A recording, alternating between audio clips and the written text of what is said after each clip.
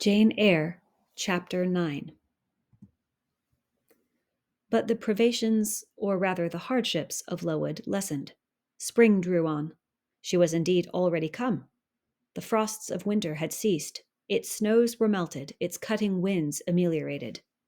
My wretched feet, flayed and swollen to lameness by the sharp air of January, began to heal and subside under the gentler breathings of April.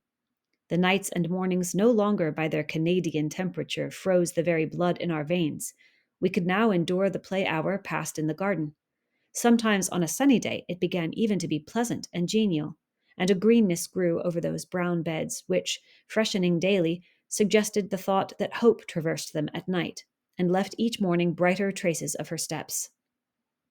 Flowers peeped out amongst the leaves, snowdrops, crocuses, purple auriculas, and golden-eyed pansies. On Thursday afternoons, half holidays, we now took walks, and found still sweeter flowers opening by the wayside under the hedges. I discovered, too, that a great pleasure, an enjoyment which the horizon only bounded, lay all outside the high and spike-guarded walls of our garden. This pleasure consisted in prospect of noble summits girdling a great hill hollow, rich in verdure and shadow, in a bright beck, full of dark stones and sparkling eddies. How different had this scene looked when I viewed it laid out beneath the iron sky of winter, stiffened in frost, shrouded with snow, when mists as chill as death wandered to the impulse of east winds along those purple peaks, and rolled down Ing and Holm, till they blended with the frozen fog of the beck. That beck itself was then a torrent, turbid and curbless. It tore asunder the wood, and sent a raving sound through the air, often thickened with wild rain or whirling sleet. And for the forest on its banks, that showed only ranks of skeletons. April advanced to May. A bright, serene May it was. Days of blue sky, placid sunshine, and soft western or southern gales filled up its duration. And now vegetation matured with vigor. Lowood shook loose its tresses. It became all green, all flowery. Its great elm, ash, and oak skeletons were restored to majestic life. Woodland plants sprang up profusely in its recesses. Unnumbered varieties of moss filled its hollows, and it made a strange ground sunshine out of the wealth of its wild primrose plants. I have seen their pale gold gleam in overshadowed spots like scatterings of the sweetest luster. All this I enjoyed often and fully, free, unwatched, and almost alone. For this unwonted liberty and pleasure there was a cause, to which it now becomes my task to advert. Have I not described a pleasant sight for a dwelling, when I speak of it as bosomed in hill and wood, and rising from the verge of a stream? Assuredly, pleasant enough, but whether healthy or not is another question. That forest dell, where Lowood lay, was the cradle of fog and fog-bred pestilence, which, quickening with the quickening spring, crept into the orphan asylum, breathed typhus through its crowded schoolroom and dormitory, and, ere May arrived, transformed the seminary into a hospital. Semi-starvation and neglected colds had predisposed most of the pupils to receive infection. 45 out of the 80 girls lay ill at one time. Classes were broken up, rules relaxed. The few who continued well were allowed almost unlimited license, because the medical attendant insisted on the necessity of frequent exercise to keep them in health, and had it been otherwise, no one had leisure to watch or restrain them. Miss Temple's whole attention was absorbed by the patients. She lived in the sick room, never quitting it except to snatch a few hours' rest at night. The teachers were fully occupied with packing up and making other necessary preparations for the departure of those girls who were fortunate enough to have friends and relations able and willing to remove them from the seat of contagion. Many, already smitten, went home only to die. Some died at the school and were buried quickly and quietly, the nature of the malady forbidding delay. While disease had thus become an inhabitant of Lowood, and death its frequent visitor, while there was gloom and fear within its walls, while its rooms and passages steamed with hospital smells, the drug and the pastille striving vainly to overcome the effluvia of mortality, that bright May shone unclouded over the bold hills and beautiful woodland out of doors. Its garden, too, glowed with flowers. Hollyhocks had sprung up tall as trees, lilies had opened, tulips and roses were in bloom. The borders of the little beds were gay with pink thrift and crimson double daisies. The sweetbriars gave out, morning and evening, their scent of spice and apples. And these fragrant treasures were all useless for most of the inmates of Lowood, except to furnish now and then a handful of herbs and blossoms to put in a coffin. But I, and the rest who continued well, enjoyed fully the beauties of the scene and season. They let us ramble in the wood like gypsies from morning till night. We did what we liked, went where we liked. We lived better, too. Mr. Brocklehurst and his family never came near Lowood now. Household matters were not scrutinized into. The cross housekeeper was gone, driven away by the fear of infection. Her successor, who had been matron at the Loughton dispensary, unused to the ways of her new abode, provided with comparative liberality. Besides, there were fewer to feed. The sick could eat little. Our breakfast basins were better filled. When there was no time to prepare a regular dinner, which often happened, she would give us a large piece of cold pie, or a thick slice of bread and cheese. And this we carried away with us to the wood, where we each chose the spot we liked best, and dined sumptuously. My favorite seat was a smooth and broad stone, rising white and dry from the very middle of the beck, and only to be got at by wading through the water, a feat I accomplished barefoot. The stone was just broad enough to accommodate, comfortably, another girl and me, at that time my chosen comrade, one Marianne Wilson, a shrewd, observant personage, whose society I took pleasure in partly because she was witty and original, and partly because she had a manner which set me at my ease. Some years older than I, she knew more of the world, and could tell me many things I liked to hear. With her my curiosity found gratification. To my faults also she gave ample indulgence, never imposing curb or rein on anything I said. She had a turn for narrative, I for analysis. She liked to inform, I to question. So we got on swimmingly together, deriving much entertainment, if not improvement, from our mutual intercourse. And where, meantime, was Helen Burns? Why did I not spend these sweet days of liberty with her? Had I forgotten her? Or was I so worthless as to have grown tired of her pure society? Surely the Marianne Wilson I have mentioned was inferior to my first acquaintance. She could only tell me amusing stories, and reciprocate any racy and pungent gossip I chose to indulge in, while, if I have spoken truth of Helen, she was qualified to give those who enjoyed the privilege of her converse a taste of far higher things. True, reader, and I knew and felt this, and though I am a defective being, with many faults and few redeeming points, yet I never tired of Helen Burns, nor ever ceased to cherish for her a sentiment of attachment, as strong, tender, and respectful as any that ever animated my heart. How could it be otherwise, when Helen, at all times and under all circumstances, evinced for me a quiet and faithful friendship, which ill humor never soured, nor irritation never troubled? But Helen was ill at present.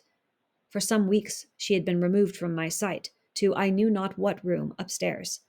She was not, I was told, in the hospital portion of the house with the fever patients, for her complaint was consumption, not typhus, and by consumption I, in my ignorance, understood something mild, which time and care would be sure to alleviate. I was confirmed in this idea by the fact of her once or twice coming downstairs on very warm, sunny afternoons and being taken by Miss Temple into the garden. But on these occasions I was not allowed to go and speak to her. I only saw her from the schoolroom window, and then not distinctly, for she was much wrapped up, and sat at a distance under the veranda. One evening, in the beginning of June, I had stayed out very late with Marianne in the wood. We had, as usual, separated ourselves from the others, and had wandered far, so far that we lost our way, and had to ask it at a lonely cottage where a man and woman lived who looked after a herd of half-wild swine that fed on the mast in the wood. When we got back, it was after moonrise. A pony, which we knew to be the surgeon's, was standing at the garden door. Marianne remarked that she supposed someone must be very ill, as Mr. Bates had been sent for at that time of the evening. She went into the house. I stayed behind a few minutes to plant in my garden a handful of roots I had dug up in the forest, and which I feared would wither if I left them till the morning. This done, I lingered yet a little longer. The flowers smelt so sweet as the dew fell. It was such a pleasant evening, so serene, so warm. The still glowing west promised so fairly another fine day on the morrow. The moon rose with such majesty in the grave east.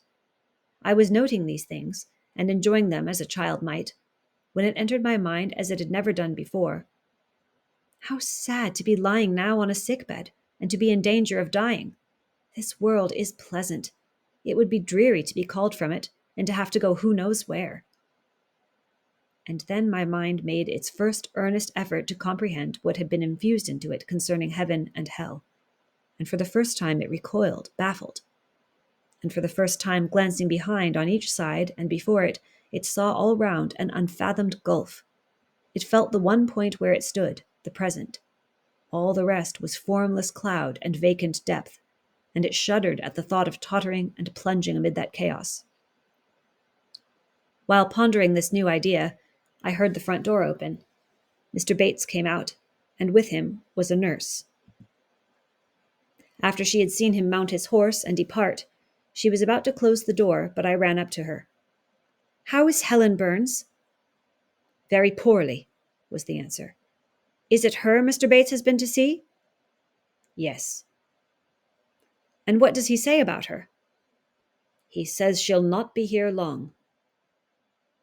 This phrase, uttered in my hearing yesterday, would have only conveyed the notion that she was about to be removed to Northumberland, to her own home. I should not have suspected that it meant she was dying, but I knew instantly now. It opened clear on my comprehension that Helen Burns was numbering her last days in this world, and that she was going to be taken to the region of spirits, if such region there were. I experienced a shock of horror, then a strong thrill of grief, then a desire, a necessity, to see her, and I asked in what room she lay. "She is in Miss Temple's room," said the nurse. "May I go up and speak to her?" "Oh, no, child. It is not likely. And now it is time for you to come in. You'll catch the fever if you stop out when the dew is falling." The nurse closed the front door. I went in by the side entrance which led to the schoolroom. I was just in time. It was 9 o'clock, and Miss Miller was calling the pupils to go to bed. It might be 2 hours later, probably near 11, when I, not having been able to fall asleep, and deeming from the perfect silence of the dormitory that my companions were all wrapped in profound repose, rose softly, put on my frock over my nightdress, and, without shoes, crept from the apartment and set off in quest of Miss Temple's room. It was quite at the other end of the house, but I knew my way, and the light of the unclouded summer moon, entering here and there at passage windows, enabled me to find it without difficulty. An odor of camphor and burnt vinegar warned me when I came near the fever room, and I passed its door quickly, fearful lest the nurse who sat up all night should hear me. I dreaded being discovered and sent back, for I must see Helen. I must embrace her before she died. I must give her one last kiss, exchange with her one last word. Having descended a staircase, traversed a portion of the house below, and succeeded in opening and shutting without noise 2 doors, I reached another flight of steps. These I mounted, and then just opposite to me was Miss Temple's room. A light shone through the keyhole and from under the door. A profound stillness pervaded the vicinity. Coming near, I found the door slightly ajar, probably to admit some fresh air into the close abode of sickness. Indisposed to hesitate, and full of impatient impulses, soul and senses quivering with keen throes, I put it back and looked in. My eye sought Helen and feared to find death. Close by Miss Temple's bed, and half covered with its white curtains, there stood a little crib. I saw the outline of a form under the clothes, but the face was hid by the hangings. The nurse I had spoken to in the garden sat in an easy-chair asleep. An unsnuffed candle burnt dimly on the table. Miss Temple was not to be seen. I knew afterwards that she had been called to a delirious patient in the fever room. I advanced, then paused by the crib side. My hand was on the curtain, but I preferred speaking before I withdrew it. I still recoiled at the dread of seeing a corpse. "Helen," I whispered softly, "are you awake?" She stirred herself, put back the curtain, and I saw her face. Pale, wasted, but quite composed. She looked so little changed that my fear was instantly dissipated. "Can it be you, Jane?" she asked, in her own gentle voice. "Oh," I thought, "she is not going to die. They are mistaken. She could not speak and look so calmly if she were." I got onto her crib and kissed her. Her forehead was cold, and her cheek both cold and thin, and so were her hand and wrist, but she smiled as of old. "Why are you come here, Jane? It is past 11 o'clock. I heard it strike some minutes since." "I came to see you, Helen. I heard you were very ill, and I could not sleep till I had spoken to you." "You came to bid me good-bye, then. You are just in time, probably. Are you going somewhere, Helen? Are you going home?" "Yes, to my long home, my last home." "No, no, Helen!" I stopped, distressed. While I tried to devour my tears, a fit of coughing seized Helen. It did not, however, wake the nurse. When it was over, she lay some minutes exhausted. Then she whispered, "Jane, your little feet are bare. Lie down and cover yourself with my quilt." I did so. She put her arm over me, and I nestled close to her. After a long silence, she resumed, still whispering, "I am very happy, Jane. And when you hear that I am dead, you must be sure and not grieve. There is nothing to grieve about. We all must die one day, and the illness which is removing me is not painful. It is gentle and gradual. My mind is at rest. I leave no one to regret me much. I have only a father, and he is lately married, and will not miss me. By dying young, I shall escape great sufferings. I had not qualities or talents to make my way very well in the world. I should have been continually at fault."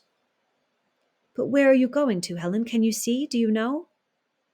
"I believe. I have faith. I am going to God." "Where is God? What is God?" "My Maker and yours, who will never destroy what he created. I rely implicitly on his power, and confide wholly in his goodness. I count the hours till that eventful one arrives which shall restore me to him, reveal him to me." "You are sure, then, Helen, that there is such a place as heaven, and that our souls can get to it when we die?" "I am sure there is a future state.